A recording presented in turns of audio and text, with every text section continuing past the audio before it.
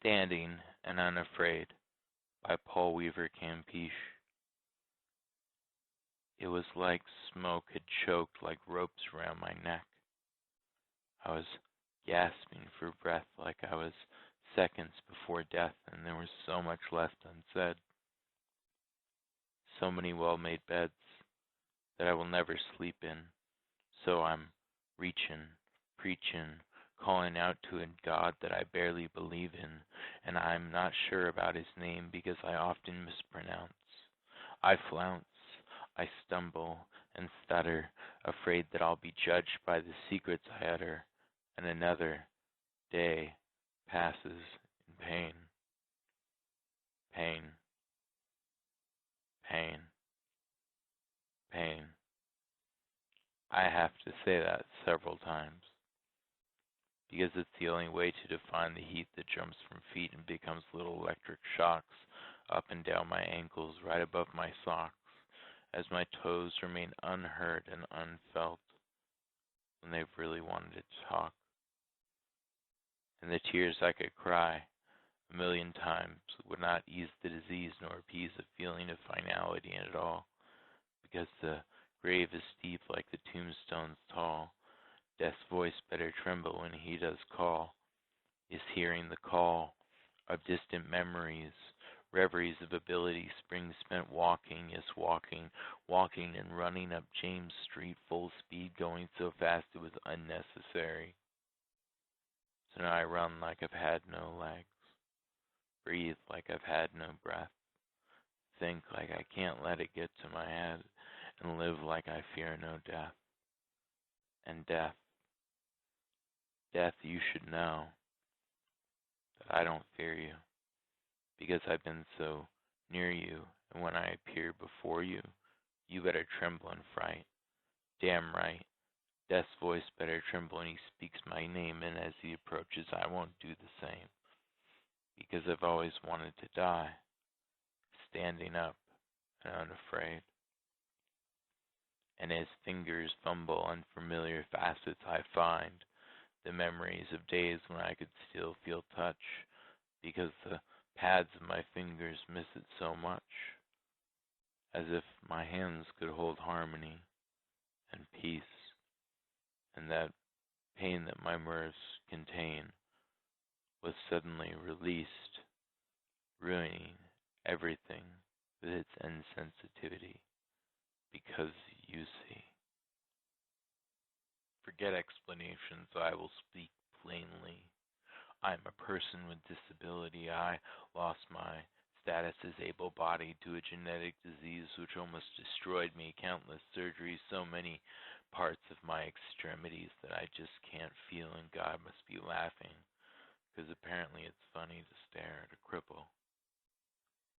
But I'm not a cripple, or gimp, invalid, lame, deformed, handicapped, and the one that pisses me off the very most, victim.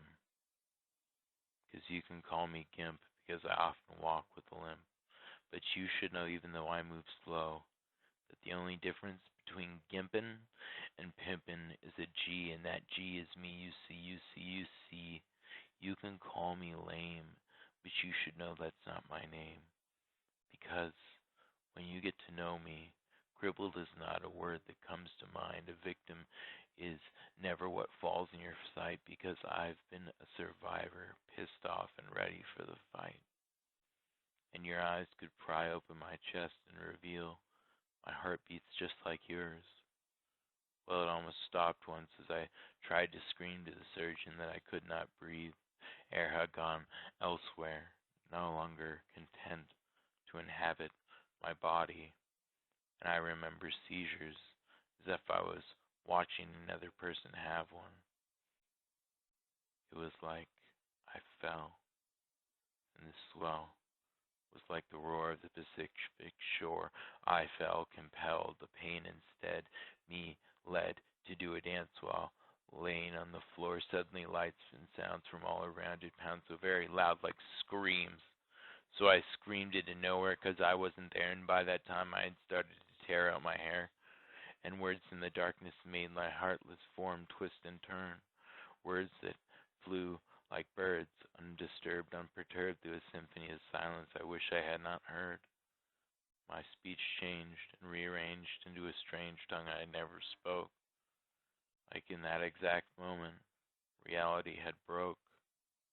But milliseconds later, I finally found hope.